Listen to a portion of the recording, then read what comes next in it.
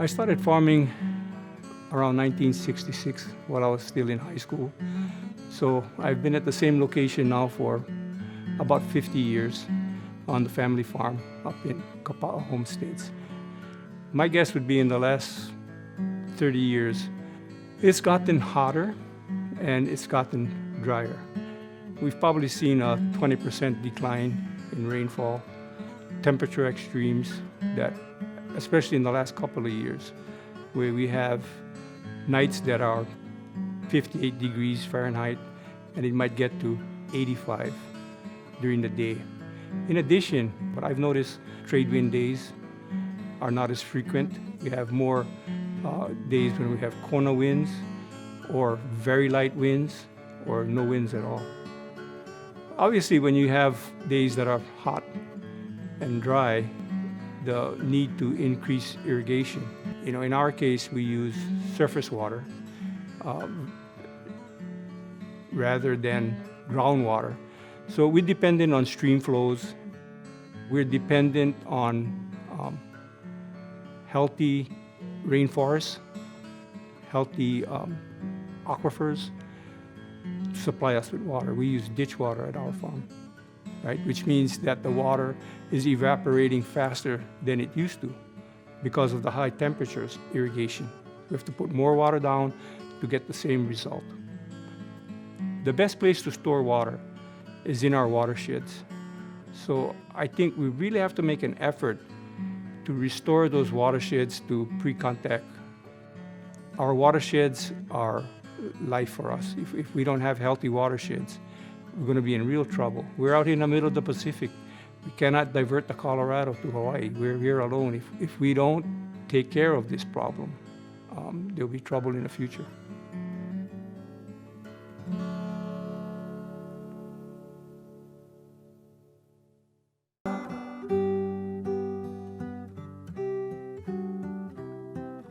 Kauai County has the most progressive shoreline setback ordinance, probably in the nation.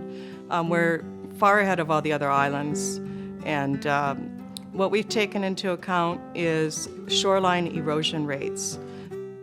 Any property within 550 feet of the shoreline has to go through an extra layer of oversight, where we look at what type of development it is, what kind of impacts it could have, how it could be impacted by coastal hazards. And we determine whether we're going to allow that development and where we're going to have that development set back. Our office is really doing a lot of proactive things that the general public might not really know. Almost everyone in our office has been educated on climate change, adaptation. We do a lot of training, whether it affects us right in our own homes or how we can help other people. We're members of the Interagency Climate Adaptation Committee, Ocean Resource Management Plan Working Group, to help owners save on their hazard insurance. If they're compliant with FEMA, and even if they go a little bit above and beyond what the flood regulations are, they can save a lot of money. And they could save a lot if there's any damage, or if they eliminate some of the damage by, doing some, extra strengthening. We are doing some studies right now on new building techniques to become more resilient, and that's done statewide. Even in our general plans and our community plans, we factor in policies for climate change adaptation, and we're probably the first county that has done that. So we're really proud of that.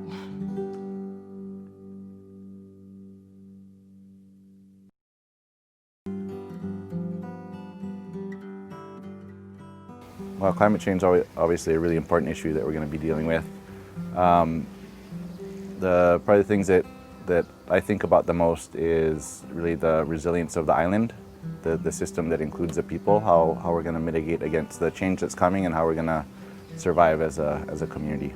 Well, we're actually actively involved in research up in Haena relating to climate change, and the climate models are predicting lower precipitation, more frequent and severe storm events, and we're definitely seeing that on the ground in Haena.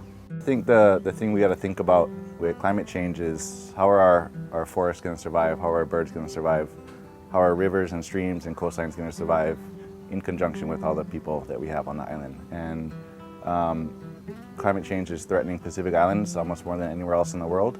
And there's a lot of examples that we can look to both in Hawaii and in the Pacific about how communities are being resilient through all this change, more severe and more frequent storms, less rainfall. So we're definitely not operating in a vacuum here. We can build a network with other Pacific Islands and really get through this together and learn from each other.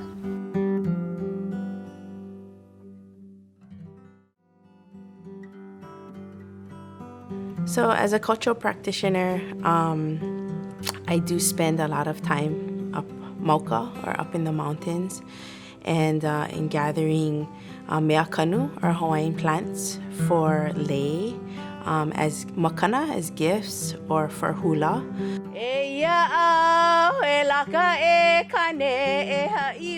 I have seen a difference in the last 10 years on the abundance of mea kanu up Mauka in the mountain regions. The forest is a lot drier. The plants, the native plants, and even animals are not in abundance as they once were. The native plants are not reproducing quite as quickly. You know, we do deal with a lot of brush fires due to the lack of water up in our mountain regions. Kauai is a small island, but what we need to remember is that our Hawaiian ancestors were 100% self-sustainable on this tiny little island in the middle of the Pacific. And what better opportunity we have to show the world and be a global example of what it means to be a responsible steward of this land and of this earth. So I feel that we have the ability to be leaders as far as the steps that we take, how responsible we are, reducing our waste and our emissions, and looking at how we are impacting climate change throughout the world.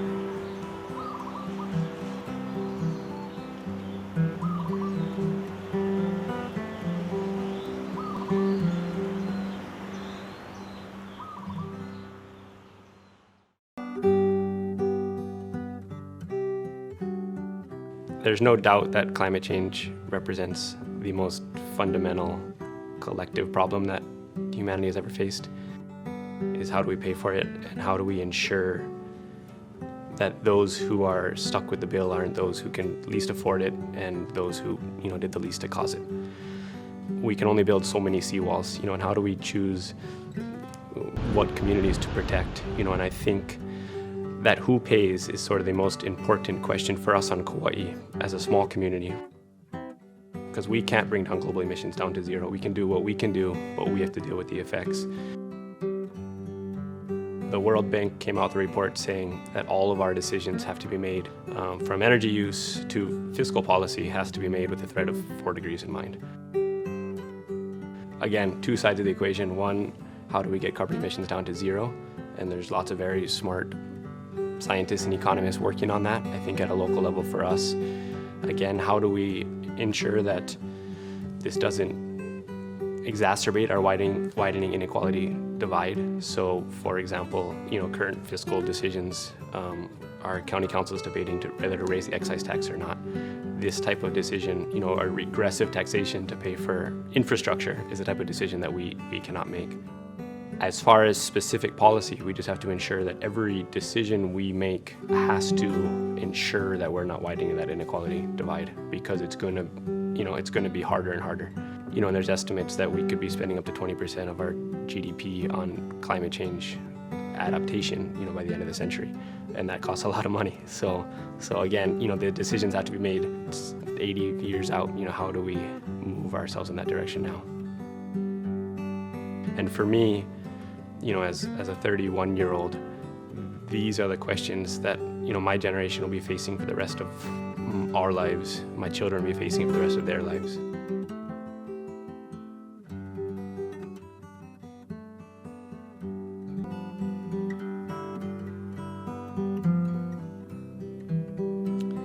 Making pa'akai, or Hawaiian salt, is very special to the island of Kauai. And actually, it's very special to Kapai'aina o Hawaii, or the state of Hawaii. In Hanapepe, Kauai, this is the last place that we continue this tradition, that we continue to make salt. It's really a ohana time, a ohana practice, something that has been passed on from one generation to another. We've seen a big impact. We haven't been able to harvest at all. Zero harvest of pa'akai, zero harvest of salt. And I feel a lot of this is due to climate change, because we're seeing a lot of flooding in the area where the water comes up from the puna and the place gets saturated. We're also seeing a lot of the sea level rise, and big waves are coming over the sandbar, coming into the area, and I've never seen that before. So to not be able to harvest salt is really having an impact on our ohana and many other cultural practitioners.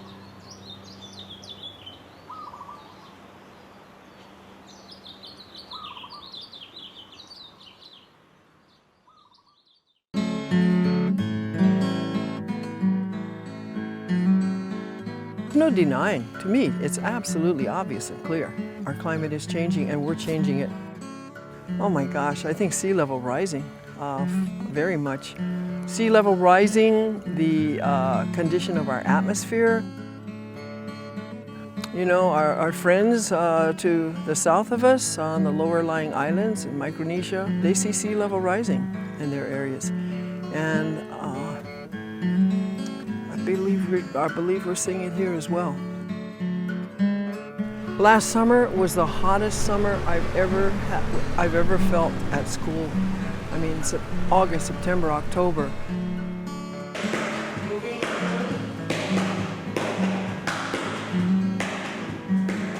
How can we slow it down? How can we reduce it? How can we produce more renewable energy rather than, you know, importing oil that we have to burn? It's not safe for us as an island to have to rely on oil that comes from the Middle East. We need to get smart about it. And it's for the health of the earth, the health of our island, future generations, and around the world.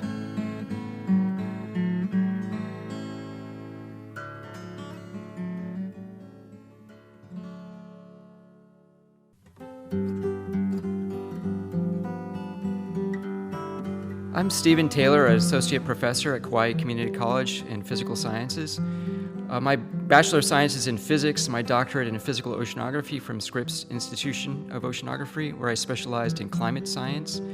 My research was on ocean-atmosphere interactions. The consensus on climate change among scientists is as strong as there is for any issue of scientific interest. We know that CO2 is a greenhouse gas, it traps heat and warms. We know that it's increasing the atmosphere, and we know it's because of us. The inescapable result is that the planet will warm. The shocking thing is 90% of that warming is actually going into the ocean. You can find, if you really look hard, you can find a contrarian on any scientific issue. People saying that smoking doesn't cause cancer, doctors saying that, people with credentials. And the same thing with climate science, essentially. But there is no real debate in the scientific community at all. This evidence behind it is so vast, so diverse, and so compelling that pretty much every climate scientist agree this is a serious problem. And an example of that is every major scientific society has not just a consensus, but they have a position statement that climate change is real, it's caused by people, and it's going to be a serious problem in the near future.